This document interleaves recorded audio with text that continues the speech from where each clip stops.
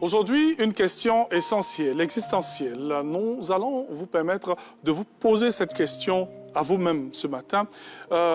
Comment trouver sa mission de vie? Et oui, c'est important à travers cette œuvre, mais surtout à travers un homme que nous allons recevoir ici. Avec lui, on aura tous les éléments de réponse sur cette question. Est-ce que Félicia connaît sa mission de vie?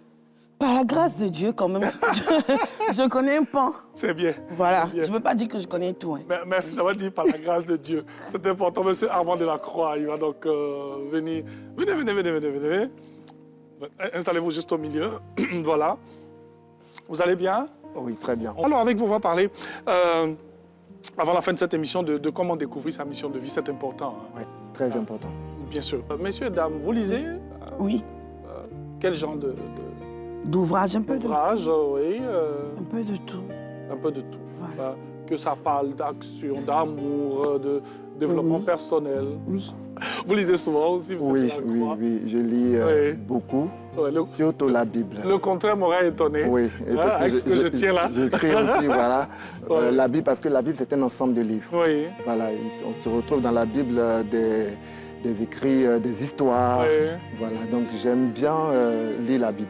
Bien sûr. Ça va de soi lorsqu'on est écrivain et qu'on aime la lecture, ça va de soi. Ça va de soi. Ah, ok. Parce que chez vous, c'est pas le cordonnier qui est mal chaussé. Hein?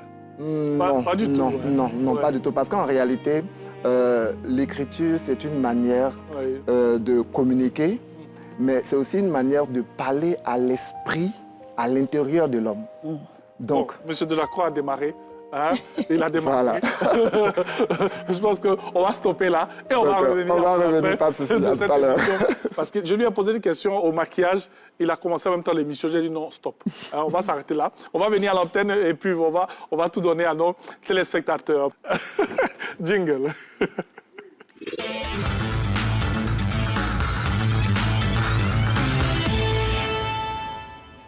Je pense qu'au sorti de ces échanges, Félicia saura effectivement c'est quoi sa mission de vie. Hein? Tout à fait. Allons-y avec vous, notre très cher Armand Delacroix, qui est l'auteur de cette œuvre, Découvrir sa mission de vie. Et nous, on prend cela pour en faire un sujet aujourd'hui, pour nous mettre sur un bon chemin.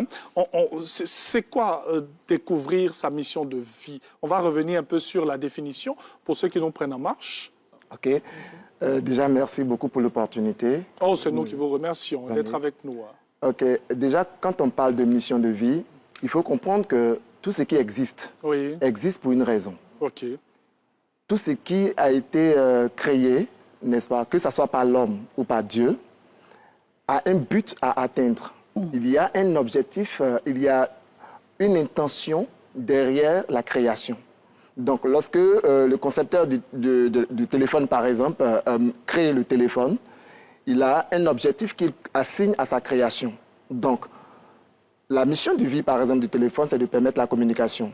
De cette même manière, tout ce qui existe autour de nous a une mission. Le soleil a sa mission, la lune a sa mission, les étoiles ont leur mission, la terre a sa mission. Et il faut comprendre que l'homme, qui est le centre même de la création, a aussi une mission de vie.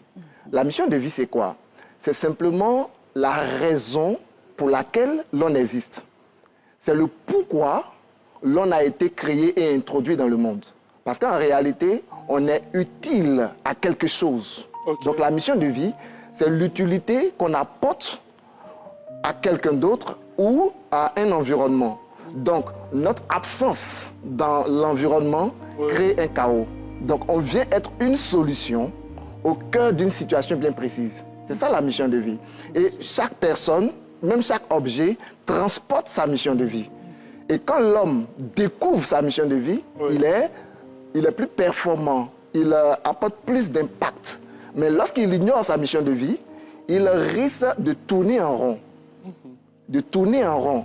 En fait, le fait de tourner en rond, il est à la recherche de son pourquoi. Pourquoi est-ce que j'existe? Pourquoi est-ce que je suis sur Terre? Donc, quand la personne n'arrive pas à trouver de réponse immédiate, elle se trouve que, vivre n'a pas de sens réel parce que j'ai l'impression d'accompagner les autres. J'ai l'impression que ma vie n'a pas de sens. De rien faire d'utile. Je suis inutile. Et ce qui pousse des personnes à se donner la mort. Souvent, oui, à se susciter. Félicia a des questions, hein? Si Félicie a des questions, elle peut y aller. Hein. D'accord, Oui, oui, je pour laisse l'instant. poursuivre. Ouais, Voilà. ouais. Alors, on va aller avec le premier cas, Ok. pour mieux comprendre encore ce sujet. Je travaille, mais je ne me sens pas à ma place. Serge, il a 34 ans. Il a un emploi stable dans une entreprise. Il gagne correctement sa vie, mais chaque matin, il se sent vide, sans motivation. Il a l'impression de passer à côté de quelque chose dans sa vie. Comment reconnaître qu'on n'est pas aligné sur sa mission de vie?